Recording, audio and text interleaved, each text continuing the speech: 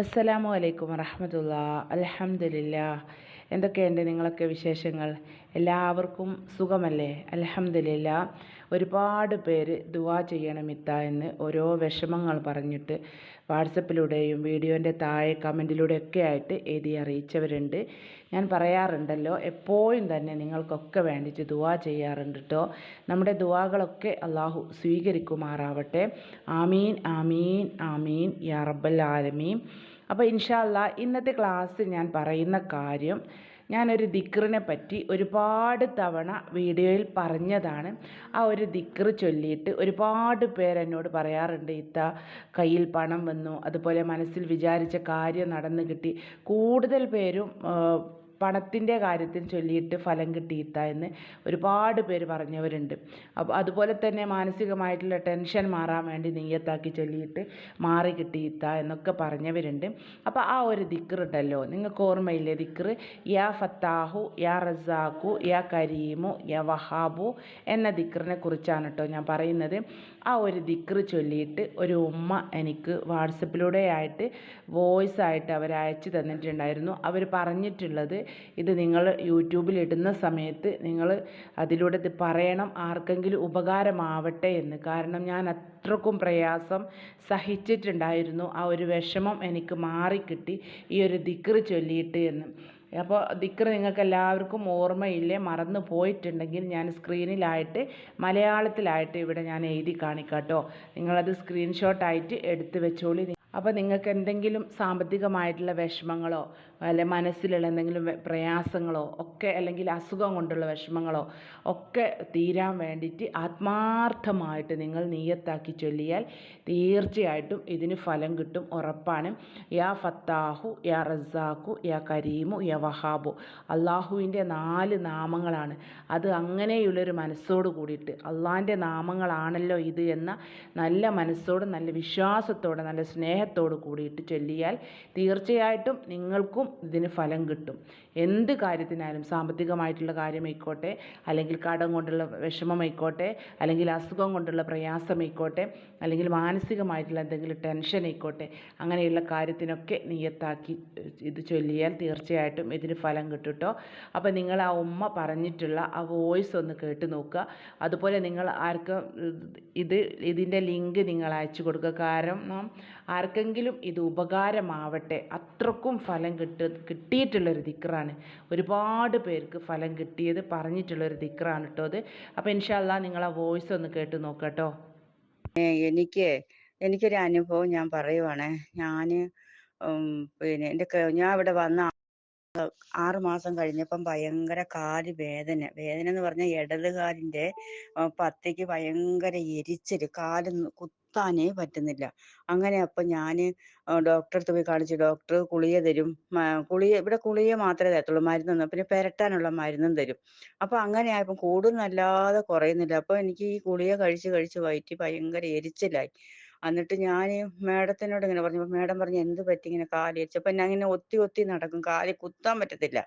അപ്പൊ മേഡം എന്നെ വേറെ ഇവിടുത്തെ ഗവൺമെന്റ് ആശുപത്രി കൊണ്ടുപോയിട്ട് കുറഞ്ഞിട്ടില്ലാത്തതുകൊണ്ട് പൈസ കൊടുത്ത് നമുക്ക് നോക്കാന്ന് പറഞ്ഞ് വേറെ പ്രൈവറ്റിൽ കൊണ്ടുപോയി. അങ്ങനെ കൊണ്ടുപോയപ്പം പറഞ്ഞ് ഇത് അവിടെ എല്ലാം മിസറികളാ. അപ്പം മേഡം പറഞ്ഞ് കേരള ഡോക്ടറെ അടുത്ത് കാണിക്കാന്ന് പറഞ്ഞ് അങ്ങനെ ഒരു മെട്രാസ് ഡോക്ടർ ഉണ്ടായിരുന്നു. അവിടെ കൊണ്ടുപോയി. അവിടെ കൊണ്ടുപോയപ്പോൾ ഡോക്ടറോട് വിവരമൊക്കെ പറഞ്ഞപ്പോൾ ഡോക്ടർ പറഞ്ഞു, ഒരു കാര്യം ചെയ്ത് നിങ്ങൾ എക്സ്റേ എടുക്കാൻ പറഞ്ഞു. അങ്ങനെ എക്സ്റേ എടുത്ത് നോക്കുമ്പോൾ എക്സ്റേ ആയിട്ട് ഒരു കുഴപ്പമില്ല. എന്നിട്ട് ബ്ലഡൊക്കെ നോക്കിയിട്ട് അതിലും ഒരു കുഴപ്പമില്ല. രക്തം മൂത്രമൊക്കെ പരിശോധിച്ചിട്ട് അതിലും ഒരു കുഴപ്പമില്ല. എന്നിട്ട് പിന്നെ പറഞ്ഞു ഈ കാലിന്റെ അടി സ്കാൻ ചെയ്യണമെന്ന് പറഞ്ഞു. അങ്ങനെ സ്കാൻ ചെയ്തിട്ട് ഒരു കുഴപ്പമില്ല. ഭയങ്കര ഞാൻ കരയുവാ. നിൽക്കാനേ പറ്റത്തില്ല. ഇങ്ങനെ നടക്കുമ്പോ ശകലം വേദന കുറയുന്നുണ്ട്, ഇടത് കാല് മാത്രം. അപ്പം എനിക്ക് കൊളസ്ട്രോൾ ഉണ്ട്. അപ്പം കൊളസ്ട്രോൾ ഒക്കെ നോക്കിയപ്പം കൊളസ്ട്രോൾ കൂടുതലാണ്. അതിന്റെ ആയിരിക്കും എന്ന് ഓർത്ത് ഞങ്ങള് മേഡത്തിന് ചോദിച്ചപ്പോൾ മേഡം ഡോക്ടറോട് ചോദിച്ചപ്പം പറഞ്ഞു, അതിന്റെ കുഴപ്പമില്ല, അതിന് കൈ പുറമൊക്കെ വേദന എടുക്കുന്നത്, ഈ കുതിങ്കാല് എരിച്ചിലുണ്ടാകത്തില്ലെന്ന് പറഞ്ഞു. അങ്ങനെ പിന്നെ ഞാൻ വീട്ടിൽ വന്ന് മോന്റെ ക്ലാസ് ഞാൻ കേൾക്കും. കേട്ടിട്ട് ഞാനിങ്ങനെ ചെറിയ സൂറത്തൊക്കെ ഓതും.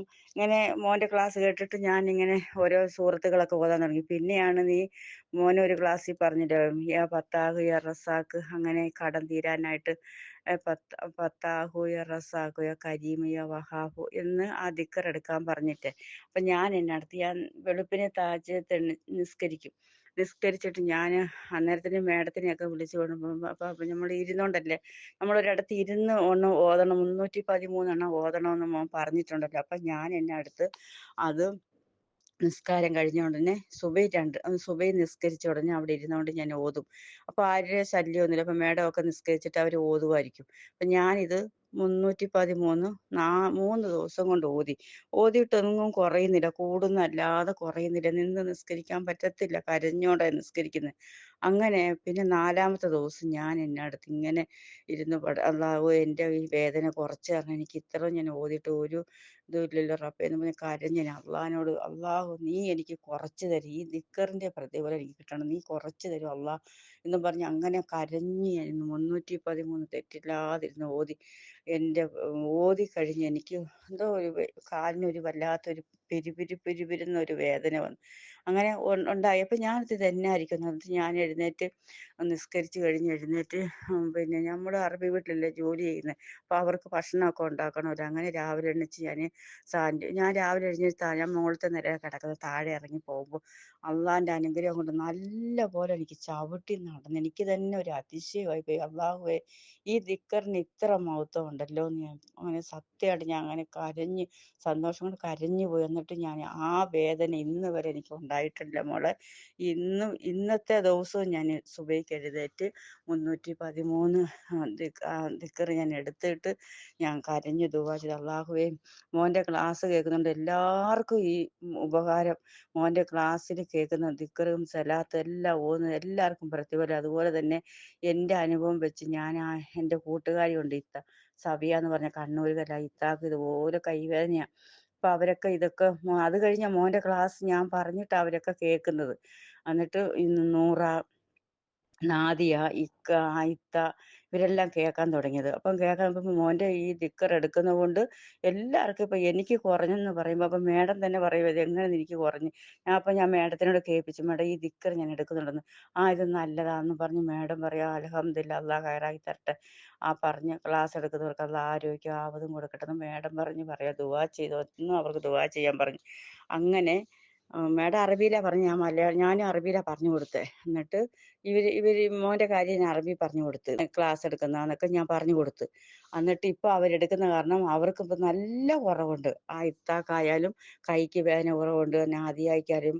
ഇവിടെ നമ്മൾ ഈ പണിക്ക് വന്നതല്ലേ, എല്ലാവർക്കും നല്ല ഇപ്പൊ ഓരോരുത്തർക്കും ഓരോ അസുഖം. പിന്നെ നൂറാന്ന് പറഞ്ഞ പെണ്ണിന്റെ തലവേദനയ്ക്ക് അവക്ക് എപ്പോഴും തലവേദന പറഞ്ഞാൽ ഭയങ്കര എന്നും വിക്സും കൊണ്ടേ നടക്കത്തുള്ളൂ. ഇപ്പൊ അൽഹംദുലില്ലാ ഇപ്പൊ 2 ആഴ്ചയായിട്ട് ഇപ്പൊ അത് എടുക്കുന്ന ദിക്കറും പിന്നെ മോൻ പറഞ്ഞ സൂറത്തുകളും എല്ലാം ഓതുന്നുണ്ട്. ഇപ്പൊ അവന് മുത്തറസൂലിന്റെ പേർക്ക് 3 ഫാത്തിഹ ഓതിയിട്ട് ഈ ദിവസം അവള് ഓരോ ജാസീൻ ഓതുന്നുണ്ട്. മുത്തറസൂലിന്റെ പേർക്ക് നൂറ ഇപ്പൊ നല്ല കുറവുണ്ടെന്ന് പറഞ്ഞു.